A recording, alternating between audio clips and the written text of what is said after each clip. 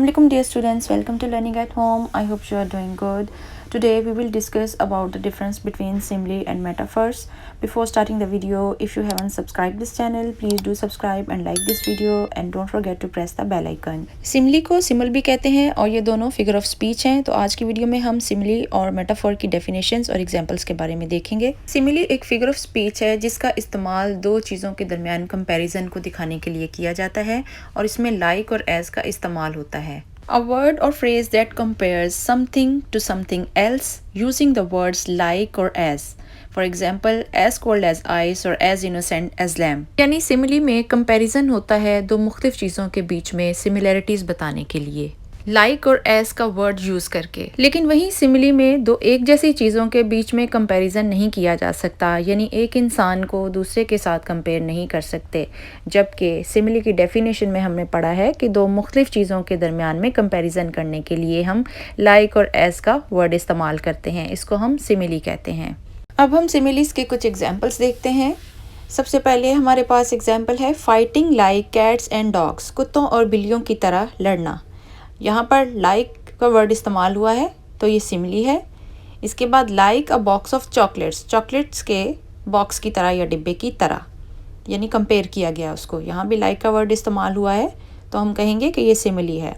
As sweet as sugar, चीनी की तरह मीठा। एज का वर्ड यूज़ हुआ simile. Runs like the wind, हवा की तरह दौड़ना। लाइक का वर्ड इस्तेमाल हुआ तो सिमिली। यानी जो सेंटेंसेस कंपेयर करते हैं एक दूसरे को लाइक और एज का वर्ड इस्तेमाल करके, उसको हम सिमिली कहते हैं। स्टूडेंट्स, अब हम बात करते हैं मेटाफर की। मेटाफर भी एक तरह कंपैरिजन करने वाली फिगर ऑफ स्पीच है, लेकिन इसमें लाइक और एज का इस्तेमाल नहीं होता, बल्कि डायरेक्ट कंपैरिजन किया जाता है बिना लाइक और एज का वर्ड इस्तेमाल किए। A word or phrase that is used in an imaginative way to show that somebody or something has the same qualities as another thing. Students, metaphor के अंदर हम direct comparison करते हैं दो चीज़ों के दरमियान में। इसमें like और as का इस्तेमाल नहीं होता। आइए इसके कुछ examples देखते हैं। My mom has a heart of gold. मेरी माँ का दिल सोने की तरह है। यानी इसमें अच्छाई की सिफ्त बयान की गई है, कंपेयर किया गया है माँ के दिल को सोने के साथ। लाइक और एज का वर्ड हमने इसमें नहीं देखा। She was an autumn leave, वो एक ख़ज़ां के पत्ते की तरह, यानी उदासी के साथ उसको कंपेयर किया गया है बिना लाइक और एज का वर्ड इस्तेमाल किए हुए। योर आइज़ आर स्टार्स, तुम्हारी आंखें सितारों की तरह हैं, यानी चमकदार हैं। Interviews are battle field, interviews मैदान जंग की तरह होते हैं।